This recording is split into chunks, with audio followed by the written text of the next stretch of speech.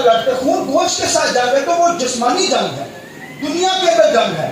مگر اگر روحانی جنگ کہیں گے، اس اندر روحانی جنگ جو ہے وہ ابلیس کے موکلوں کے ساتھ ہے، ابلیس کی فورسز کے ساتھ ہے، ڈیول کے ساتھ ہے، ڈیول کی طریقے کی قوتوں کے ساتھ. اور 3 چیزوں کے بارے میں لکھا ہے کہ یہ جنگ جو ہے لکھا ہے حکومت والوں کے ساتھ ہے، یعنی کہ رولرز ہیں ان کے ساتھ ہماری جنگ ہے.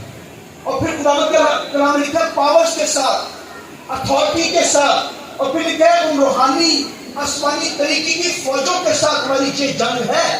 یہ بھائیو، یہ جنگ جو ہے یہ بھائیو اس کے روحانی ہتھیار ہیں، جس طرح جسمانی ہتھیار ہوتے ہیں.